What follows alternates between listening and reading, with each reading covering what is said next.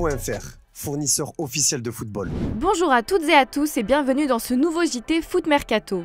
On commence par du lourd avec la nouvelle victoire sensationnelle de l'Olympique lyonnais et sans doute le plus beau match de Ligue 1 de la saison. Avec cette remontada contre les deuxièmes du championnat, les Gaunes infligent un bilan exceptionnel de 8 victoires, un nul et une défaite sur leurs 10 derniers matchs. Il faut dire que le secteur offensif du club carbure avec Alexandre Lacazette qui a par exemple inscrit 5 buts sur les 5 derniers matchs de l'OL. Lyon est devenu une machine à gagner grâce à son technicien Pierre Sage qui a remporté 64,7% de ses matchs avec l'OL, un record historique. Les Lyonnais nagent dans le bonheur tandis que les Brestois se noient dans la colère. L'arbitrage en Ligue 1 est très souvent contesté et aucune exception n'a été faite lors de cette 29e journée de la compétition. L'arbitre de la rencontre, Mathieu Vernis, a été pointé du doigt par les Brestois, s'estimant désavantagé par ses décisions. Il a notamment empêché les Brestois d'obtenir un pénalty qui aurait dû être accordé et distribué un carton rouge jugé trop sévère à Pierre-Lys Melou. Le directeur sportif du stade brestois Grégory Lorenzi n'est pas resté silencieux à ce sujet. Pour lui, Brest dérange car il ne fait pas partie des grands clubs. C'est l'historique de la Ligue 1. Les grosses équipes doivent être en haut. Nous, on est le petit, personne ne peut m'empêcher de le penser et je ne crois pas me tromper. Cette 29e journée de Ligue 1 n'est d'ailleurs pas terminée pour tous les clubs, à commencer par le Paris Saint-Germain qui a vu son match reporté pour se concentrer sur le match retour des quarts de finale de Ligue des Champions ce mardi soir face au FC Barcelone. Luis Enrique a d'ailleurs communiqué le groupe qui est arrivé ce lundi en Catalogne. Achraf Hakimi est de retour après sa suspension lors du match aller, idem pour Nordi Mukiele qui était absent pour raison médicale. Presnel Kimpembe est sans surprise toujours absent et 5 joueurs sont sous la menace d'une suspension en cas d'avertissement. Lucas Hernandez, Skriniar, Ugarte, Vitinha et Dembélé. On retrouve dans ce groupe toutes les forces vives de la capitale comme Kylian Mbappé qui aura beaucoup à prouver dans ce match plus que décisif. Très critiqué pour ses prestations en demi-teinte avec moins de buts marqués ces dernières semaines, l'attaquant français est au cœur de tous les débats. Selon Adil Rami, consultant pour Prime Video, le joueur de 25 ans souffrirait de sa mauvaise image auprès du public. Il ne faut pas oublier que Kylian cette année subit beaucoup de la part de son entraîneur et du club. J'ai été joueur, on a besoin de se sentir aimé pour être bon et être à 100%. Aujourd'hui, s'il n'est pas à 100%, c'est qu'il n'est pas aimé. Le match face au FC Barcelone sera peut-être son dernier de Ligue des Champions avec le maillot du PSG. Le Bondinois est d'ailleurs attendu en Algérie au mois de juillet selon le média Observe Algérie. Sa mère et agent Faiza Lamari, d'origine algérienne, est actuellement sur place à Alger pour préparer la visite de son fils prévue à Béjaïa. On ignore pour l'heure la raison de ce voyage pour le joueur de 25 ans. On file à l'étranger où l'Allemagne a tremblé avec le sacre historique du Bayer Leverkusen et sa victoire 5-0 face au Werder Brême. Un succès mémorable pour le club qui est champion d'Allemagne pour la première fois de son histoire, mais aussi pour Xabi Alonso au poste d'entraîneur numéro 1 pour la première fois de sa carrière. On peut dire que le Bayer et Xabi se sont bien trouvés, l'entraîneur a d'ailleurs réagi au sacre de son club dont il est très fier. Endlich zu sagen, dass Bayer Leverkusen deutscher Meister ist. Es ist eine große Ehre für alles, total verdient, für diese Mannschaft, diese Fans, diesen Verein. Nicht nur diese Mannschaft, auch die Coach, die Spieler, die Direktor von Vergangenheit. Sie haben gekämpft viel für diese Titel. Pour le remercier de cet exploit, les supporters du Bayer ont renommé la rue menant au stade au nom de leur coach. Elle s'appelle désormais la Xabi Alonso Allée, la rue de la victoire. Changement d'ambiance à Brême, victime des 5 buts des nouveaux champions d'Allemagne, d'autant qu'un différend interne agite actuellement le club. Naby Keita a décidé de rentrer chez lui car il était prévu sur le banc pour le début de la rencontre face au Bayer Leverkusen. Le directeur sportif de Werder Brême, Clemens Fritz, a indiqué que son geste d'humeur pourrait entraîner des sanctions. Le milieu guinéen a répondu à cette polémique sur les réseaux sociaux. Depuis le début de ma carrière, je n'ai jamais eu de problème de discipline où que je sois allé et j'ai toujours essayé d'être un modèle. Je n'accepterai donc pas que quiconque ternisse cette image. Aux fans, je veux que vous sachiez que je me bats à chaque entraînement pour pouvoir vous rendre heureux chaque week-end. S'entraîner, tout donner, telles sont les limites de mon pouvoir. Allez Werder. Souvent blessé, le joueur de 29 ans n'a disputé que 5 rencontres avec l'actuel 12e de Bundesliga.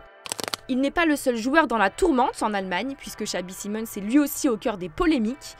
Il n'a rien fait de mal, au contraire, il s'agit en réalité de ses adversaires qui le prennent trop souvent pour cible. Face à Wolfsburg, son coach Marco Rose s'est indigné car Simons a écopé d'un carton jaune pour être tombé lors d'un duel avec Vranckx. Chaque semaine, il y a des problèmes avec Xabi, il se fait tacler, il prend cher, chaque fois qu'il accélère, il met les mains pour l'accrocher. Dans 90% des cas, il s'en sort et avance. Là, à la 90e, il y a eu intention de l'accrocher, ce fut tout sauf une simulation. Et il prend jaune, c'est très dur. On reste en Allemagne avec le Bayern Munich qui pourrait bien céder Kingsley Coman cet été en cas d'offre intéressante.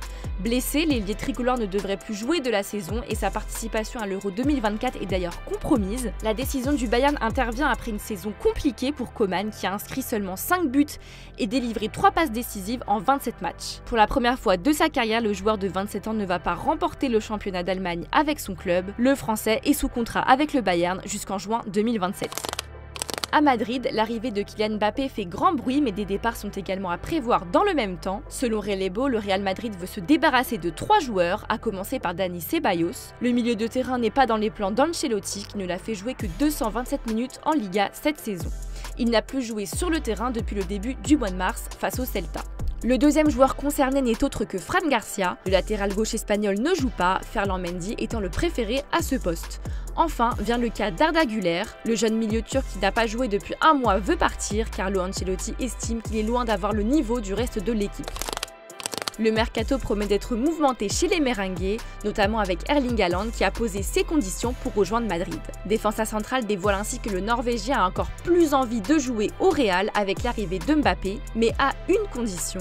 L'attaquant de City veut un contrat similaire à celui du Français. Rien n'est confirmé pour son transfert au Real, mais aucune porte n'est fermée pour le moment. L'Atlético de Madrid a aussi rendez-vous avec la Champions League ce mardi face à Dortmund et ne peut évidemment pas se passer d'Antoine Griezmann, très souvent décisif. Justement, selon Relevo, le joueur sera sûrement prolongé par l'Atlético dans les semaines à venir.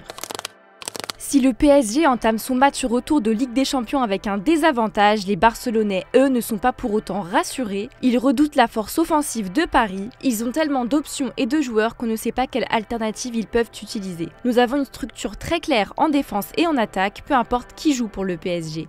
Il s'agit de joueurs, les nôtres étaient à un niveau brillant.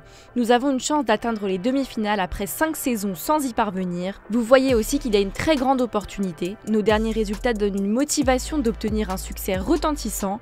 Nous avons cet avantage, nous avons hâte d'y être. Il sera important de contrôler les émotions et le tempérament. Une expulsion nous affecterait beaucoup. Ce sera difficile, mais nous devons montrer le meilleur visage et la meilleure personnalité de l'équipe. Ce sera l'une des clés du succès, a déclaré Xabi. Sentiment partagé pour Pedri, très concentré à la veille de la rencontre. Quand on a le ballon, on se donne comme priorité de ne pas concéder d'occasion comme nous l'avons fait à Paris. Kylian Mbappé, Ousmane Dembélé et Barcola sont de très bons joueurs de 1 contre 1. Ils vont essayer de renverser la situation et c'est vrai que nous avons cet avantage, mais il faut sortir et manger Paris. Comme chaque lundi, on vous dévoile le top 10 des buteurs européens. Sans surprise, c'est Harry Kane, le numéro 1, avec 32 buts en 29 matchs. L'attaquant anglais de 30 ans est suivi par Luc de Jong, qui totalise à ce jour 26 buts en 30 matchs. C'est le grec Vangelis Pavlidis qui complète le podium avec 26 buts en 30 matchs. Idem pour Serhou Guirassy, qui occupe la 4e place du top 10 en totalisant 25 buts en 23 matchs avec Stuttgart. L'attaquant du Cercle Bruges, Kevin Denke, est juste derrière avec 25 buts en 31 matchs.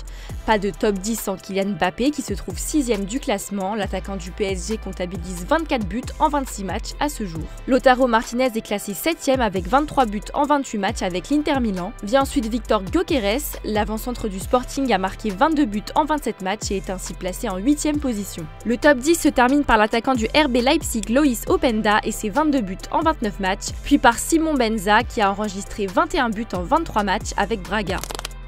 Allez, on se quitte sur cette belle vidéo de Xabi Alonso en pleine conférence de presse qui se fait asperger de bière par ses joueurs pour célébrer leur premier titre de champion d'Allemagne. Voilà, c'est la fin de ce JT les amis, on se retrouve demain pour de nouvelles infos, bonne soirée et à demain.